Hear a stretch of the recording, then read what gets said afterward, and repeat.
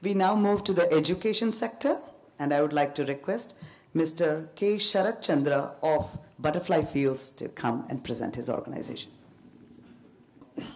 So education is one of those sectors where, having gone to schools, we all think this is one sector that anyone can talk about, and that is how I ended up entering this sector.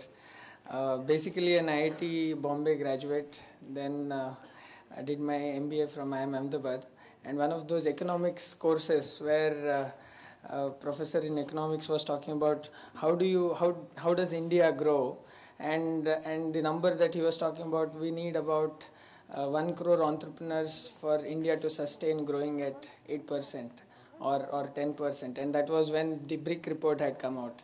And I was fortunate enough to meet some of our seniors who had gotten into education sector, and that motivated us to get in. One of the challenges which was being solved then was, how do we measure whether kids are learning or not, and how do we actually measure? There is a whole system, there is a lot of money being spent there, but how are we sure? What are the measurement levels? So there were innovations there, skills were being measured. Now the next challenge comes is, okay, we do understand there are gaps, but how do we ensure that these gaps are fulfilled? And it is not just gaps of basic arithmetic skills, basic reading skills.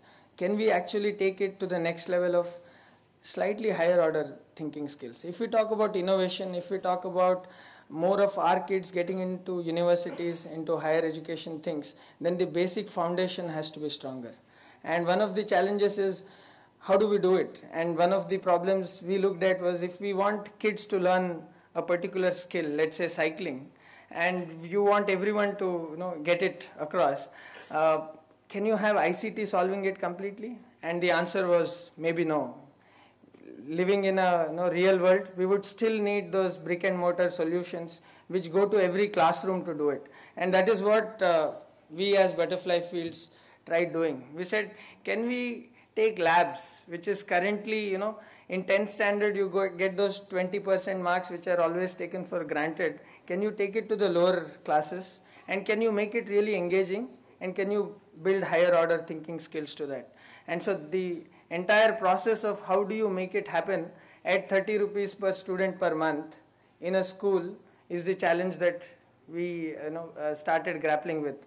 And what we have is some of these things. So you would want learning consistency to be there in all sorts of schools. It is not necessary that only in international schools kids get access to good stuff.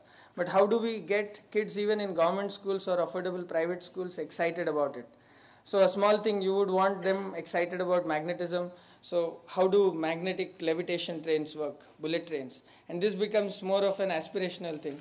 Now this is what kids build. This is what kids get to build. And then the what ifs and the thinking starts of, how do you make these things levitate higher? What do you do in this? Now, so what we are doing as of now is 250 innovative projects mapped to the curriculum using about 350 different materials. Now this gets mapped to the curriculum. So be it a state curriculum, be it a CBSE, and this comes in vernacular also, as we see that the need with government schools is working with vernacular things. Coming to the metrics, we were fortunate to have some of these third-party metrics and assessments, and where we see a sustained implementation for 2 cycles leads learning improvements by 25 to 40 percentiles. So asset is one which we used as a metric of educational initiatives. Currently, one of the key things, and which is a challenge, is when we want to scale these models to the education sector, at times it becomes person dependent. Yeah, it becomes person dependent.